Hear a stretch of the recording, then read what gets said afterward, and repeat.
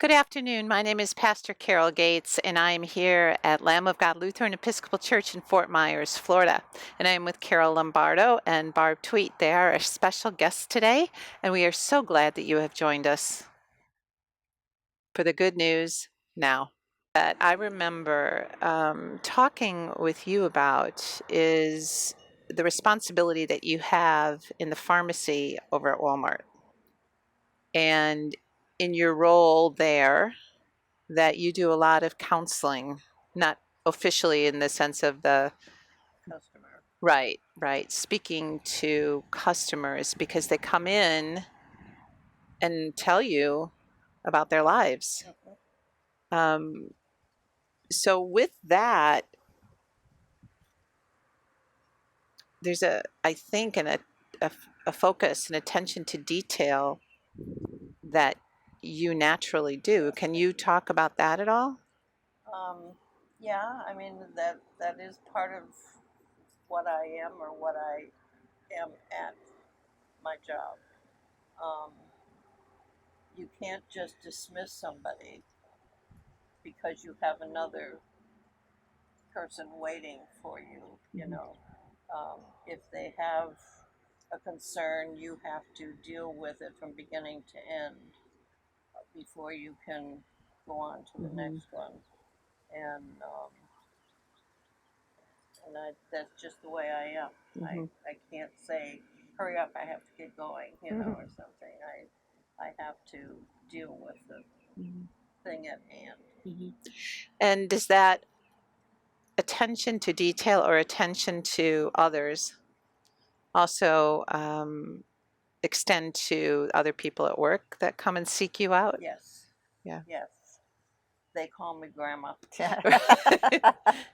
So, And if they need advice, or if I hear them, because most of them are much, much younger than I am, those that I work with.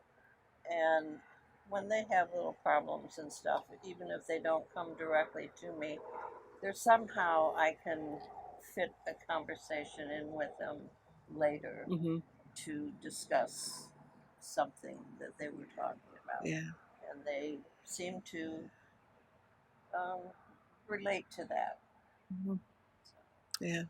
And Barb, you work for another caring institution, it's Hope Hospice, right? Yes.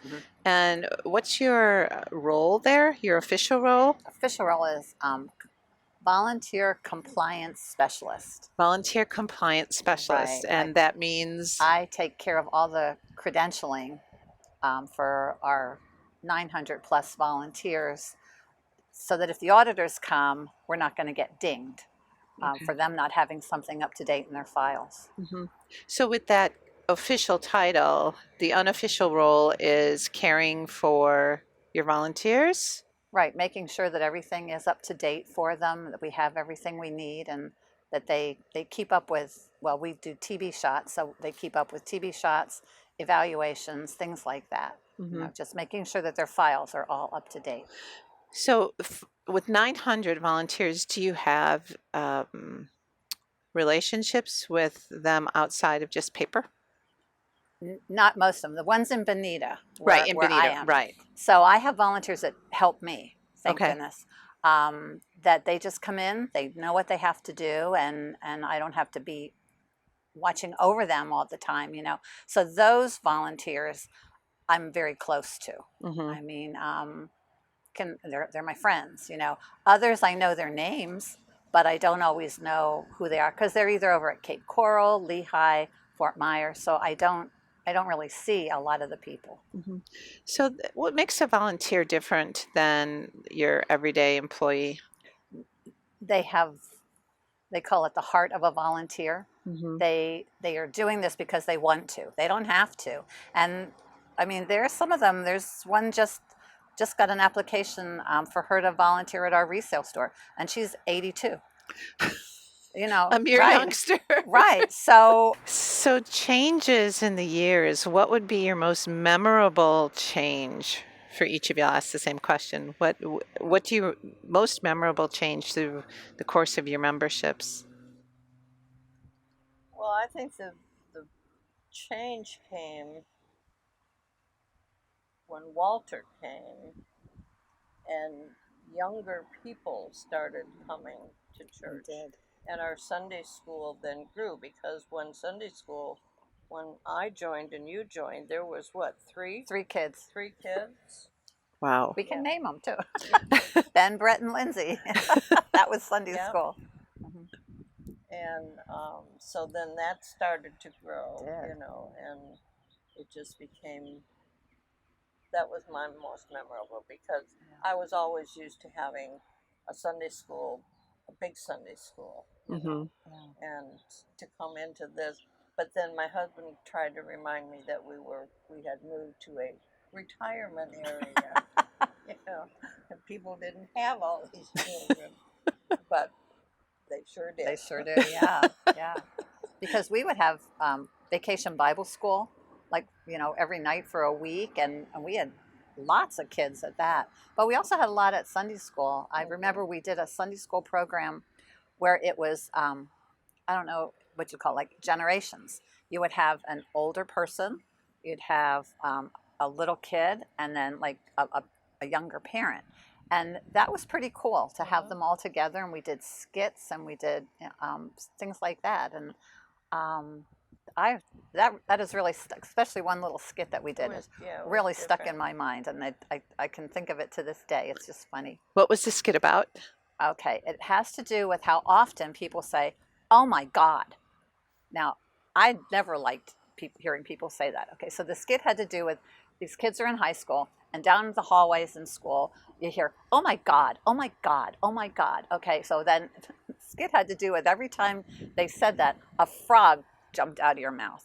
Right, so we had these little paper frogs, that as they were saying this, and then the frogs, they'd throw them on the ground, and let me tell you, people remembered that months later, and I had a lot of people go, "Oh my God, oh my gosh," like that, and Mm-hmm. that one stayed with me. That's when Dana was doing the Sunday school and everything, and I just think of that, and even to this day, I do not like hearing when people go, "Oh my God," Mm-hmm. it's because I see a frog jumping out of their mouth. That's interesting. That's a good story. And that would have been over in the Burger King in one. the Burger King. Okay. We are here today just obviously to talk about the experience, because if you add up your years of membership here, that's a long time. Mm-hmm. It's a really long time. So you have seen a lot of changes, and Yeah.